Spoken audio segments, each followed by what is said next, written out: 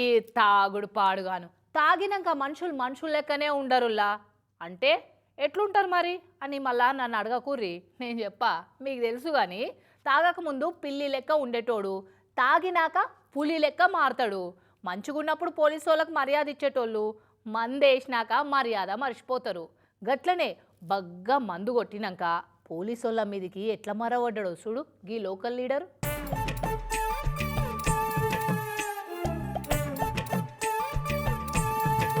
మామూలుగా పోలీసు వాళ్ళని చూస్తేనే భయపడతారు జనాలు. వాళ్ళు ఇంకా మందు తాగినప్పుడు పోలీసు వాళ్ళ తెరువుకు అసలే పోరు. కానీ అందరు వేరే, లీడర్లు వేరే కదా. ఆ పతారనే చూపెడదాం అనుకున్నట్టు ఈ లోకల్ లీడర్ ఒక ఆయన.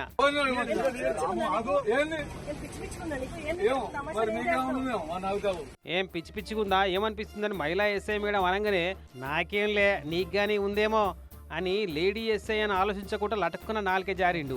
ఇక అట్లనగానే మేడంకు సుర్రం అనిపించి సరుపు జరిచింది.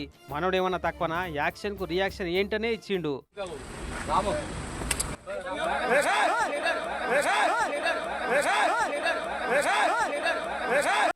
కథ మీద చేసేటాలకు మస్తు కరమైంది. పోలీసు వాళ్ళ మీద చెయ్యి చేసుకుంటే పెద్ద తప్పు అని ఇంకా లేడీ పోలీసు వాళ్ళ మీద చేయి చేసుకుంటూ మీదికెళ్ళి మందు తాగి మరి ఇక వాడిని పట్టుకరాంటి కారు ఎక్కిరని లాఠీ పట్టుకొని పోలీసు వాళ్ళని కూడా గెదిమింది.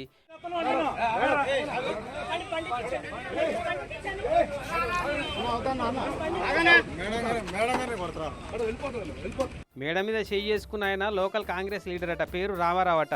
చుట్టూతో ఉన్నోళ్ళంతా ఏంటొచ్చిన కార్యకర్తలట. వద్దు మేడం వద్దు ప్లీజ్ అని కొందరు బతిలాడుతుంటే మేము తీసుకొస్తాం, మేము కూడా వస్తాం అని ఇంకొందరు మర్రబడుతున్నారు. తప్పు చేస్తున్నారు మీరు అని కానిస్టేబుల్ వార్నింగ్ ఇస్తుండు.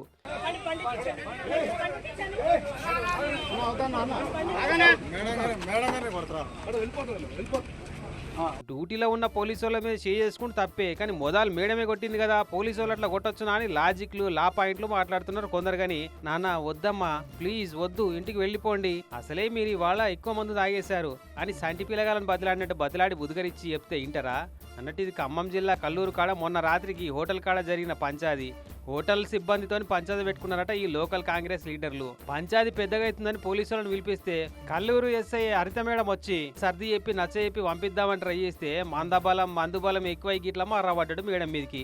ఈ గాడికి అందరినీ పట్టుకపోయి స్టేషన్లకు పోయినాక లీడర్ సాబ్ కు ఎసుంటి మర్యాద చేసిరో గానీ డ్యూటీ మీద ఉన్న పోలీసుల మీద దాడి చేసిన కేసు, హోటళ్ల దౌర్జన్యం కేసు అనిట్లా 2-3 సెక్షన్ల కింద కేసులు పెట్టి కోర్టుకు పట్టుకపోయారట.